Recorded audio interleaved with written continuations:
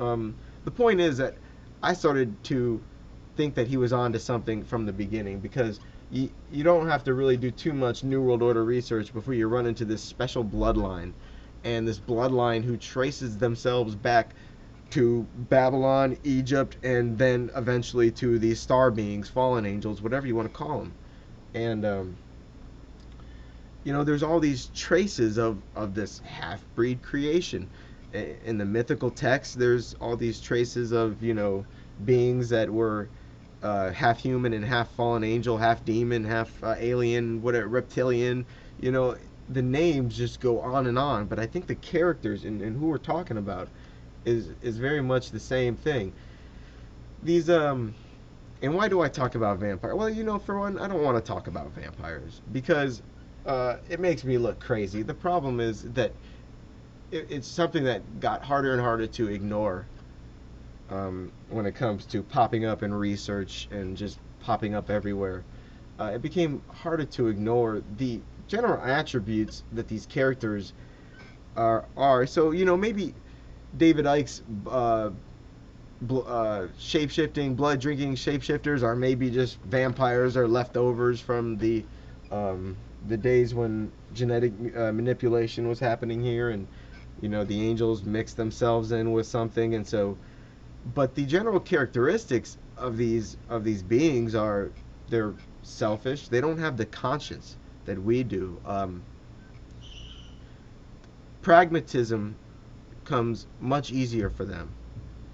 Uh, they they're more led and driven by more selfish desires, and there's always going to be this enmity between us and them in regards to their ways and ours, because humans have a conscience and humans have feelings, and so that's what the Illuminati is kind of always working uphill when it comes to having to counteract our basic goodness. We have a basic darkness, but we also have a basic goodness, and it's in subverting that basic goodness has taken centuries.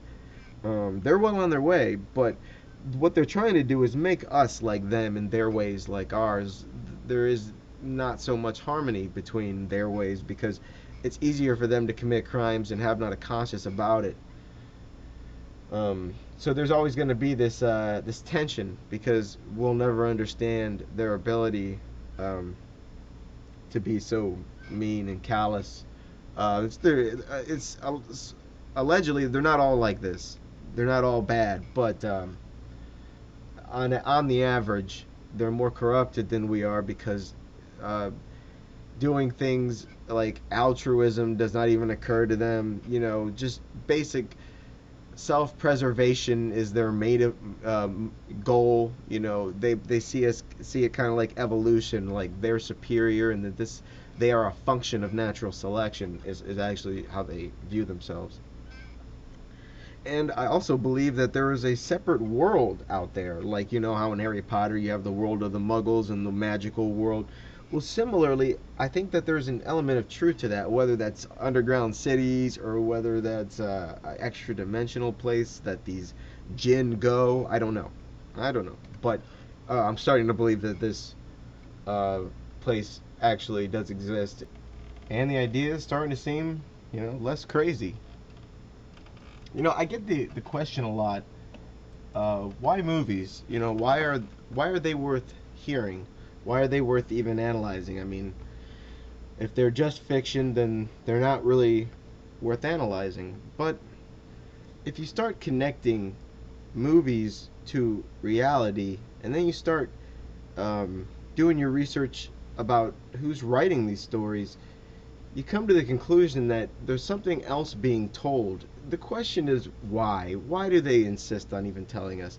They could just as easily do their predictive programming and get us used to vaccinations and troops in the streets, and they could use movies to do all of these things without putting in these mythological characters. And the fact that that's an unanswerable question just leads me to believe that they're doing it with even more purpose than most of us are aware, because there really is no good reason to do that. They could just do all their programming and desensitize us to violence and hate and everything, just by regular movies that don't include any characters or any repeating mythological anything. So the question always comes up, why do they do it? Well, a little bit of it is predictive programming, getting us to respond to something in a predictable way, so that we'll respond how they want us to respond when this event happens or that event happens, because we've seen it so many times. And then when it does happen, we respond similar to how we had seen others respond in the movies. And so there is a predictive programming there, but there also appears to be a little bit of free will, in that they are bound by the certain rule to engage our free will, to tell us what they're doing before they do it. And that's a necessary part of like their religion, is putting symbols everywhere. I don't quite understand it. I don't know if the devil's got an obligation to reveal himself and what he's doing, and I'm not really sure. But there is a predictive programming aspect to it. You know, our minds have been attacked from the beginning. We never had a chance. The cartoons you remember when you were a kid, they were all just programming, and the advertisements and everything was just programming. We never had a chance. Video games, music, you name it. It's easier to hide the real truth in something like a comic book than a literal story, because when people go to a movie theater and they see one movie and then they see another movie that's got demons and ghosts, they've got their guard down. They're ready to hear anything, and because of that, you can show them more of the literal truth in the movie, and they won't take it real, because it was just symbolism to, or it was just entertainment to them, and they had their guard down because they're just hearing this, what it sounds like an obviously fictional story involving demons and this and that, aliens, and you really have your guard down. So in the craziest stories, you could find the most truth, and in the more practical movies and stories, you find the least literal truth and more symbolism, because in those wild stories where anything's possible, and because of that, the viewer is already prepared to hear anything crazy, and right when they're prepared to hear something crazy, you give it to them, except you're giving them the truth, which is always crazy. And you know, it's hard not to notice some of these repeating characters, like the three pack, for instance. You know, you've got this repeating theme of three villains, two of them male and one of them female. And I mean, this turns up again and again and again and again and again. This Dogma, The Lion King, Gabriel, I mean, Hellboy, Blade.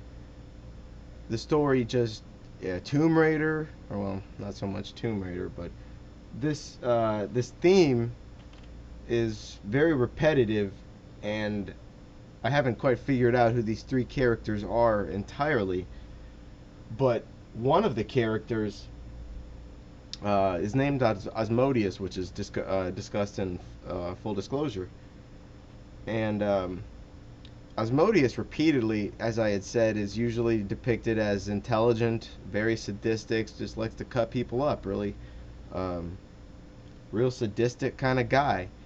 And that's a reoccurring theme, where he's often portrayed as an artist, where he considers himself an artist, and not only that, but he is good at writing music and writing stories. But like I said, he has a disdain for life. This guy is just black in the heart, completely dark. And that's usually how the Joker is portrayed, dark.